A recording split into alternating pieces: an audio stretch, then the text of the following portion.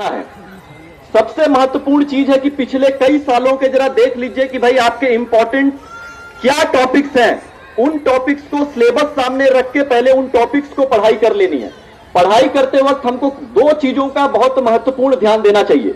आप कोई भी पढ़ाई कर रहे हैं, कोई भी सब्जेक्ट की पढ़ाई कर रहे हैं, तो वो दो भाग में होता है। एक उसमें फैक्ट होते हैं, दूसरे कॉन्सेप्ट होते हैं।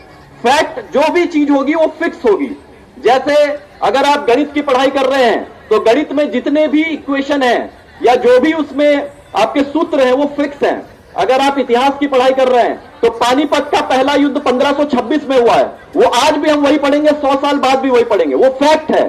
जो फैक्ट है उसको अगर आप कहीं लिख के रख सकते हैं तो आखिरी में आपको रिवीजन करने में आसानी होगी। उन फैक्ट को अलग से उठा के रख लेना है। दूसरा कॉन्सेप्ट है। कॉन्सेप्ट के लिए आपको उसको समझना जरूरी है। एल्बर्ट आइंस्टाइन ने कहा था कि अगर आपको कोई टॉपिक का कॉन्सेप्ट समझना है कि आपको समझ में आ गया कि नहीं आ गया है, तो इसका मतलब तभी होगा जब आप सरल शब्दों में आप किसी और को उसको समझा सकते हैं। अगर आप सरल शब्दों में किसी और को समझा सकते हैं तभी आप उस कॉन्सेप्ट को समझ पाए हैं। और ये पढ़ाई करते वक्त हमेशा इस तरीके से कॉन्सेप्ट की पढ़ाई करना है कि आपको किसी को पढ़ाना है। जब किसी को पढ़ाने के उद्देश्य से उस कॉन्सेप्ट को समझेंगे तो उनको सरल तरीके से समझने का प्रयास करेंगे आप। इसलिए फैक्ट को और कॉन्सेप्ट को उसी तरीके से डिवाइड करना है। और आखिरी में जो भी आपका इंपॉर्टेंट है उनको पहले पढ़ के खत्म करिए। किसी भी किताब में अगर 25 चैप्टर हैं तो 10 चैप्टर अति महत्वपूर्ण होगा, उनको पहले पढ़ के कंप्लीट करना है, ताकि अगर समय नहीं भी बचता तो बाकी बच जाए, कोई बात नहीं, लेकिन आपके पास होने लायक आपके सब्जेक्ट की पढ़ाई एटलीस्ट हो चुकी हो। दूसरा, एग्जाम के पहले टाइमली सोना है। कई बच्चे लगातार पढ़ते हुए नींद आ रही है, झपकी आ रही है, लेकिन 2 घंटा 3 घंटा झपकी के साथ ही पढ़ाई करते रहेंगे। वो आपके दिमाग में नहीं घुस रही है वो बातें, ना आपके एग्जाम में वो आपके साथ देगी। टाइमली अपना सोइए, सुबह उठिए और 2 घंटा एग्जाम के पहले रिवीजन करिए उसका। वो ज्यादा कारगर होगा आपका परीक्षा के समय। जब आप परीक्षा में बैठ रहे हैं, ये मैं खासकर उन बच्चों के लिए बोल रहा हूं जो आखिरी में पढ़ाई किए हैं, जो पूरे साल नहीं पढ़ाई किए हैं। तो जब आपके सामने क्वेश्चन पेपर आता है तो पहले क्वेश्चन से जब आप शुरू कर रहे हैं तो पहले पे जाइए, पूरे क्वेश्चन पेपर को पढ़ने की जरूरत नहीं है। क्योंकि ये जो पूरा पेपर है या ये जो एग्जामिनेशन की प्रक्रिया, ये आपके कॉन्फिडेंस की भी टेस्टिंग है।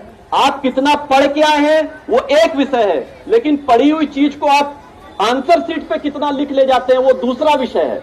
इसलिए एक एक क्वेश्चन के साथ ही चलना है। पहला क्वेश्चन आपने पढ़ा, उसमें 3 या 4 कीवर्ड होंगे। मन में सोचिए कि ये कीवर्ड के बारे में मुझे क्या पता है। एक आंसर अपने दिमाग में बनाइए और आंसर शीट पे लिखना शुरू करिए। आप दूसरे क्वेश्चन पे आते हैं, मान लीजिए वो 3-4 कीवर्ड आप सोचते हैं और आपको वो आंसर में कोई कीवर्ड से कुछ समझ में नहीं आ रहा कि मैं इसमें क्या लिखूं, तो उस क्वेश्चन को छोड़ दीजिए, गोला बना के उसको आखिर में देखेंगे। फिर तीसरे पे आए, सिर्फ तीसरे क्वेश्चन को सोचिए, बाकी पूरे क्वेश्चन पेपर को भूल जाइए। तीसरे फिर क्वेश्चन पे जो भी उसमें कीवर्ड्स हैं, जो भी बात है, मन में सोचिए और लिखना शुरू करिए।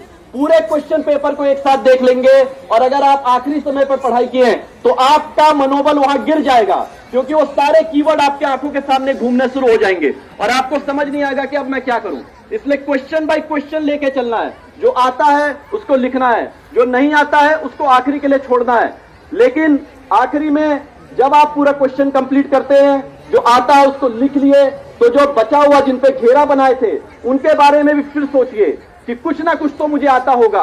कोई भी क्वेश्चन को खाली छोड़ के नहीं आना है, कुछ ना कुछ अवश्य लिख के आना है। ब्लैंक कोई भी चीज को छोड़ना नहीं है। ये क्वेश्चन जब आप एग्जाम दे रहे हैं उस समय की बात है, अगल बगल नहीं देखना है, सिर्फ अपने पेपर पे और अपनी चीजों पे विश्वास रखना है। और एक और महत्वपूर्ण चीज, जब आप पेपर शुरू करने जा रहे हैं तो 30 सेकंड के लिए आंख मूंदिए और उस इंसान का चेहरा अपने आंखों के सामने दिखिए जिसका आप अपने जीवन में इज्जत करते हैं, रिस्पेक्ट करते हैं, जिनके लिए आप कुछ करना चाहते हैं जीवन में। उस इंसान का चेहरा अपनी आंखों के सामने देखिए और जब आप उसको देखते हैं सामने से ये आवाज आएगी, बेटा तुम ये कर सकते हो।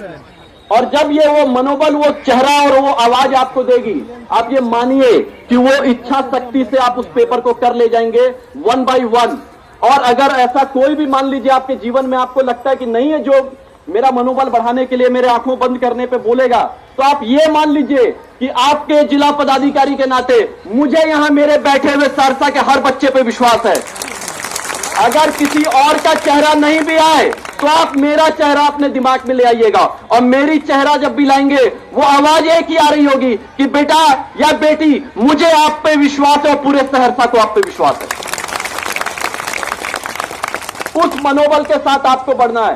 बड़े से बड़ा युद्ध सिर्फ संसाधनों के दम पे नहीं जीता जाता है, मनोबल और इच्छा शक्ति के दम पे जीता जाता है। अगर आपका मनोबल और इच्छा शक्ति वहां मजबूत है, आप उस पेपर को कर ले जाएंगे। और पेपर खत्म करने के बाद किसी से कोई भी बात नहीं करनी है कि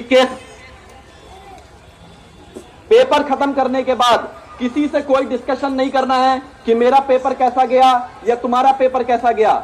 जो पेपर हो गया अब वो इतिहास है। इतिहास और अतीत पे ज्यादा दिमाग नहीं लगाना है। अब अगले पेपर के बारे में सोचना है, क्योंकि मान लीजिए कि आपने वो पेपर सही भी किया है, आपका मित्र बोलता है कि मेरा सही है, हो सकता है कि फिर आपका कॉन्फिडेंस डगमगा जाएगा कि हो सकता है कि मैंने सही हुई चीज गलत करके आ गया वहां पे।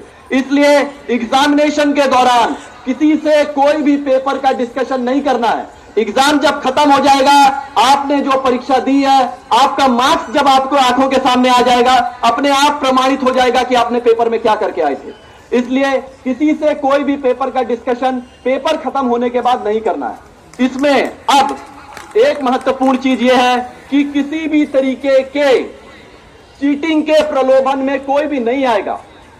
10वीं और 12वीं की परीक्षा इस समय बहुत ही कड़ी सुरक्षा में ली जा रही है। मेरी पूरा प्रशासन बहुत मजबूती के साथ लगा हुआ है और हमारी तैयारी इतनी मजबूत है कि अगर कोई भी चीटिंग करने वाला छात्र या छात्रा होगी तो हम उसको अरेस्ट करने में अपनी पूरी मेरी टीम उसमें मजबूती के साथ लगी है।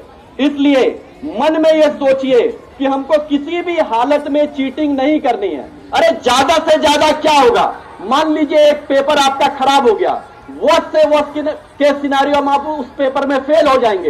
एक पेपर में फेल हुए, बाकी पेपर है, बाकी पेपर में अच्छा करेंगे। उससे भी ज्यादा वर्स्ट क्या हो सकता है कि मान लीजिए आप उस साल में बुरे से बुरी स्थिति में अगर उस साल भी फेल हो गए तो एक साल बर्बाद होगा। वो भी बर्बाद नहीं है, क्योंकि आप उससे कुछ ना कुछ सीखेंगे और सीख के अगली बार और अच्छा नंबर लाएंगे। लेकिन अगर आप चीटिंग करते हुए पकड़े गए और आपके ऊपर FIR एक बार दर्ज हो गई तो वो एक साल आप छोड़ दीजिए, वो पूरे जीवन भर ये टालांक आपके ऊपर लगा रहेगा। इसलिए ये कि पूरे का पूरा जीवन आपके लिए ये प्रॉब्लम का विषय हो जाएगा, क्योंकि किसी भी सरकारी नौकरी में आपका कैरेक्टर वेरिफिकेशन क्लियर नहीं होगा, क्योंकि आपके ऊपर वो प्राथमिकी दर्ज होगी।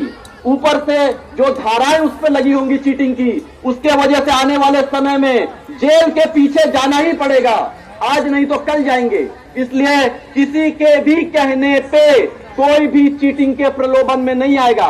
जो आता है जैसा आता है अच्छे से हमको लिख के आना है बस, और किसी भी तरीके से कमजोर नहीं होता है। मान लीजिए आज आप 10वीं 12वीं दे रहे हैं, आपको लग रहा है अरे बड़ी चुनौतीपूर्ण समय है ये, आप ये मान के रखिए अपने